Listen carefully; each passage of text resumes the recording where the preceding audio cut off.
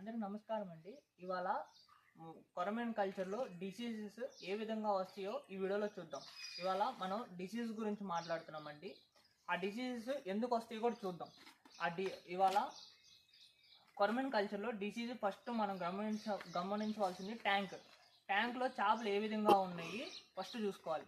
తర్వాత చేప మీద ఏమన్నా మచ్చలు వచ్చినాయా, చేపలకి ఏమన్నా పొలుసులాగా ఊడిపోతుందా చూసుకోవాలి.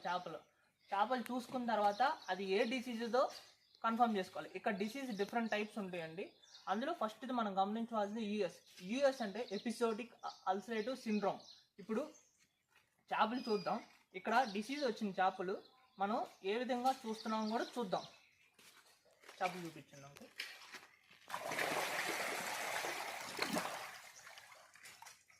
ఓకే, ఇప్పుడు ఈ ట్యాంక్లో మేము గమనించింది యూఎస్ డిసీజ్.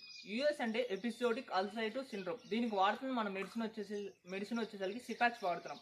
సిఫాక్స్ ఎందుకంటే దీనికి మన డిసీజ్ కంట్రోల్ చేస్తుంది, ప్లస్ మనం సిఫాక్స్ అనేది వాటర్ అప్లికేషన్గా యూజ్ చేస్తున్నాం ఈ ట్యాంక్లో. ఇందులో వేరే డిసీజెస్ కూడా ఉంటాయండి చేపలకి. ఆ డిసీజ్ కూడా చెప్తాను. ఒకటి fungal disease plus bacterial infection disease, ఐ bronzing disease, red spot disease అనేవి వస్తాయి. ఈ డిసీజెస్కి మనం డిసీజ్ని బట్టి మెడిసిన్ వాడతాం. ఈ మెడిసిన్ కూడా మనం ఫిష్ టెక్నీషియన్ సంప్రదించే వాడాలి. ఏది పడితే మెడిసిన్ అవైలబిలిటీ ఉంటుందని అనేది వాడుకోకూడదు. ఎందుకంటే చేపకి ముందు ఏ జబ్బు వచ్చిందో మనం కన్ఫర్మ్ చేసుకోవాలి. దాన్ని బట్టి ఇక్కడ మెడిసిన్ వాడుతున్నాం. తర్వాత మనం చేపలు కూడా చూపిస్తాను ఈ వీడియోలో చూద్దాం. అక్కడ ఆపండి.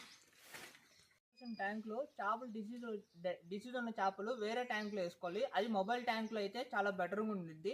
ఎందుకంటే ఫిష్ ట్యాంక్లోనే ఉంచితే ఆ చేపలు పక్క చేపలకి డిసీజ్ వచ్చే ఛాన్స్ ఉంది కాబట్టి మనం మొబైల్ ట్యాంక్లో మార్చుకున్నాం. ఇప్పుడు ఈ వీడియోలో మొబైల్ ట్యాంక్లో మనం డిసీజ్ ఉన్న చేపల్ని ఇందులో వేసాం. మొబైల్ ట్యాంక్లో అది చూపించున్నాం.